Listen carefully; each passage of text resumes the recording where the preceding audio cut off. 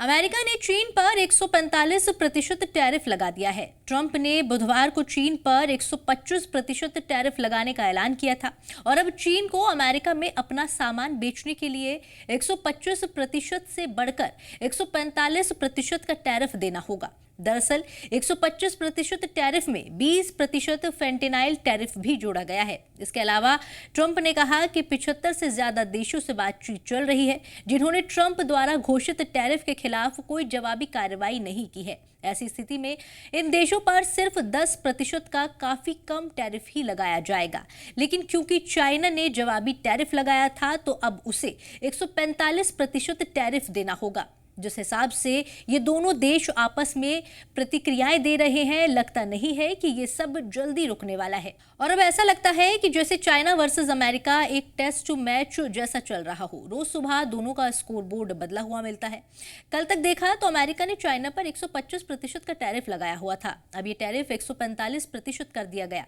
मतलब ये ऐसा लग रहा है कि हर इनिंग्स के बाद एक दूसरे पर लीड लेने में लगे हुए हो। अब दोनों है भी टॉप 2 इकोनॉमी। भिड़ने का मतलब है कि पूरी दुनिया को सफर करना पड़ेगा। नमस्कार, मैं हूं प्रियंका कर्णवाल और आप देख रहे हैं जी भारत। चीन मैन्युफैक्चरिंग हब है, पूरी दुनिया की सबसे बड़ी दुकान है चीन। इससे आप समझ सकते हैं कि कितना ज्यादा सामान बेचता होगा चीन। चीन छोटे से लेकर बड़े से बड़ा सामान बनाता है और पूरी दुनिया में बेचता है और उसमें से अमेरिका एक बहुत बड़ा बाजार है।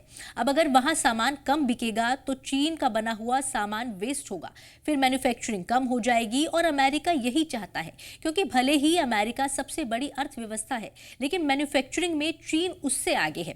अब ऐसे में अमेरिका चाइना को इस सेक्टर में पटखनी देना चाहता है और यही वजह है कि पूरी दुनिया से अलग अमेरिका चीन के पीछे पड़ा हुआ है। और अमेरिका का कहना यह है कि वो तो चाइना को इतना सामान बेचता ही नहीं है कि उसे ज्यादा कोई फर्क पड़े। बात यह है कि चीन की तुलना में अमेरिका का कम नुकसान होगा। अमेरिका के राष्ट्रपति ट्रंप ने बुधवार को कहा था कि 75 से ज्यादा देशों ने अमेरिका के टैरिफ को लेकर बातचीत करने की इच्छा जताई है और अब इन देशों में ट्रंप सुझाव को मानते हुए अमेरिका के खिलाफ किसी भी तरह से जवाबी कार्रवाई नहीं कर रहे हैं, जिसके कारण ट्रंप ने टैरिफ पर 90 दिन के लिए रोक लगाने को स्वीकार कर लिया है। टैरिफ पर इस रोक से नए व्यापार समझौते पर बातचीत करने का समय मिलेगा। ये बातचीत विश्व भर के व्यापार व्यवस्था के लिए बहुत जरूरी है और हो सकता है कि कुछ हल निकल आए। दरअसल चीन ने जब अमेरिका के टैरिफ का जवाब देना शुरू किया तो अमेरिका पर 84% का टैरिफ लगा दिया, जिसके बदले अमेरिका ने चीन पर बढ़ाते बढ़ाते अब 145% टैरिफ लगा दिया है।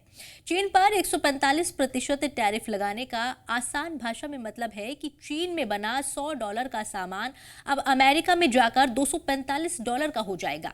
अमेरिका में चीनी सामानों के महंगे होने से उसकी बिक्री कम हो जाएगी और अमेरिका यही चाहता है, लेकिन इस टैरिफ की जंग में अमेरिका को भी नुकसान हो रहा है। अमेरिका के सरकारी बॉन्ड बाजार में भी फर्क देखने को मिल रहा है। वहीं शेयर मार्केट के नैस्डैक कंपोजिट इंडेक्स में लगभग 7% की गिरावट आई। इसके साथ ही एप्पल, एनवीडिया और अन्य कंपनियों के शेयरों में भी गिरावट आई है। तेल की कीमतों में लगभग 4% की गिरावट आई। अब कच्चे तेल की कीमत $63 प्रति बैरल से नीचे पहुंच गई है। इसके साथ ही अमेरिका का मार्केट संभल नहीं पा रहा है। अमेरिका में कृषि व्यापार को लेकर भी चिंता बढ़ गई है। अमेरिकी व्यापार प्रतिनिधि जेमिसन ग्रीर ने सदन की कार्यपद्धति एवं साधन समिति के समक्ष गवाही दी और रिपब्लिकन के सवालों का सामना किया, जो अमेरिकी कृषि निर्यात के खिलाफ अन्य देशों की जवाबी कार्रवाई को लेकर चिंतित थे।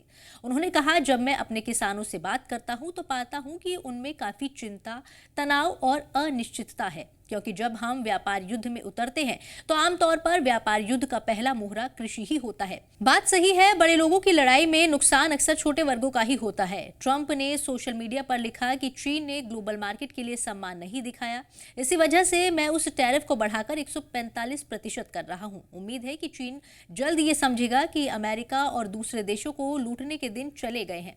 ग्रेर ने जवाब दिया कि चीन को छोड़कर लगभग सभी देशों ने घोषणा की है कि वो जवाबी कार्रवाई नहीं करेंगे। उन्होंने कहा कि इंडोनेशिया, भारत और कई अन्य देशों ने सकारात्मक रूप से कहा कि वो जवाबी कार्रवाई नहीं करेंगे, जबकि वियतनाम जैसे कुछ देशों ने एक तरफा रूप से अमेरिकी कृषि उत्पादों पर टैरिफ कम करने की पेशकश की है।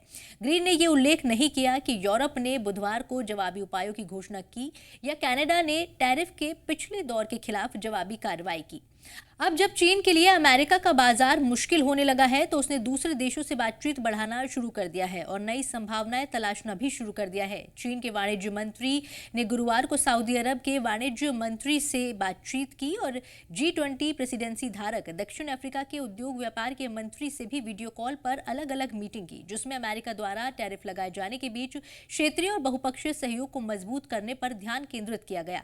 शुक्रवार को वाणिज्य मंत्रालय द्वारा जारी बयानों के अनुसार सऊदी मंत्री के साथ वीडियो कॉल के दौरान दोनों पक्षों ने अमेरिका द्वारा तथाकथित पारस्परिक टैरिफ लगाए जाने पर प्रतिक्रिया देने, चीन और सऊदी अरब के साथ साथ चीन और खाड़ी सहयोग परिषद के बीच आर्थिक और व्यापार सहयोग बढ़ाने पर विचारों का आदान प्रदान किया। दोनों पक्षों ने विश्व व्यापार संगठन की भूमिका का लाभ उठाने और बहुपक्षीय व्यापार प्रणाली को बनाए रखने पर चर्चा भी की। यूनिक्लो के मालिक फास्ट रिटेलिंग कंपनी के मुख्य कार्यकारी अधिकारी तादाशी यानाई ने भी यही टिप्पणी की, जिन्होंने कहा कि अमेरिका के टैरिफ के कारण देश बाकी दुनिया से अलग थलग पड़ जाएगा। ब्लूमबर्ग के अनुसार यानाई ने गुरुवार को टोक्यो में एक ब्रीफिंग के दौरान ये टिप्पणी की।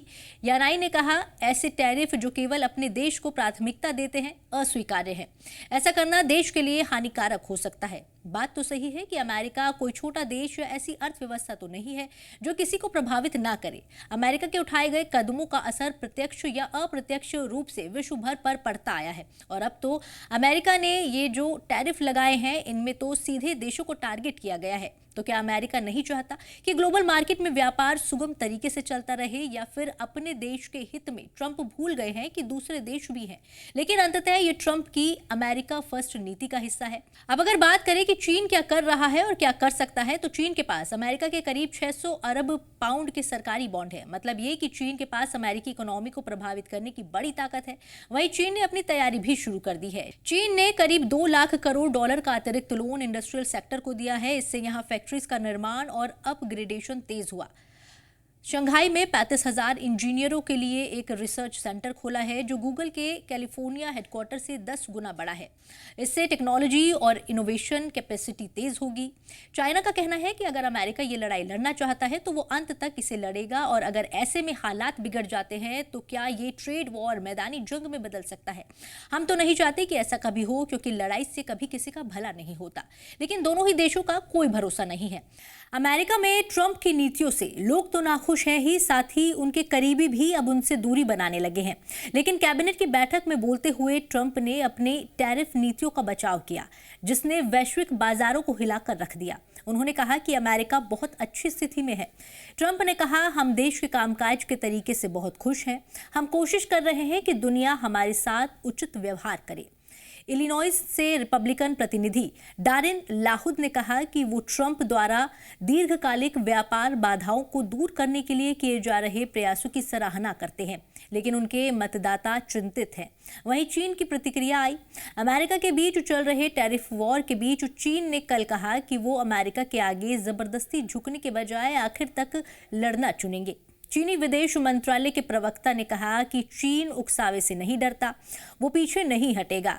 खैर, किसी भी लड़ाई को लड़कर सुलझाना मुश्किल और नुकसानदायक होता है, लेकिन अगर समझदारी दिखाकर किसी मसले को बातचीत से सुलझा लिया जाए तो बहुत सारा नुकसान होने से रोका जा सकता है। और ऐसा नहीं है कि चीन और अमेरिका बात नहीं कर सकते, लेकिन चीन की शर्त है कि अमेरिका को बराबरी से सम्मान के साथ बात करनी होगी। और अगर ये दोनों देश आपस में सुलह कर लेते हैं तो इसका परिणाम बाजारों में सकारात्मक देखने को मिल सकता है। इस बीच भारत को आंख दिखाने वाला चीन भारत से गुहार लगाता हुआ भी नजर आया है। चीन ने भारत से आग्रह किया कि वो अमेरिका के टैरिफ के दुरुपयोग के खिलाफ एकजुट होकर खड़े हों। चीनी दूतावास के प्रवक्ता ने कहा, चीन भारत आर्थिक और व्यापारिक संबंध परस्पर लाभकारी है। अमेरिका के टैरिफ के दुरुपयोग का सामना करते हुए दोनों सबसे बड़े विकासशील देशों को मिलकर इन कठिनाइयों का सामना करना चाहिए। देखते हैं भारत किस तरह का रुख अपनाता है। हालांकि भारत अपने स्तर पर अमेरिका के साथ बातचीत कर रहा है। दोनों देशों की इस लड़ाई के चलते टेस्ला, वॉलमार्ट जैसी कंपनियां प्रभावित होंगी। वहीं भारत को इन टैरिफ वॉर से नई संभावनाएं मिल सकती हैं। ऐसा इसलिए क्योंकि अमेरिकी कंपनीज के लिए चीन का बाजार महंगा हो जाएगा, जिससे उनकी बिक्री पर असर पड़ेगा। वहीं चीन अब यूरोपीय या घरेलू ब्रांड्स को प्राथमिकता दे सकता है, जिससे अमेरिका की दुनिया में प्रतिस्पर्धा कमजोर होगी। ऐसे में भारत जैसे तीसरे देश को इन टैरिफ वॉर के कारण फायदा हो सकता है।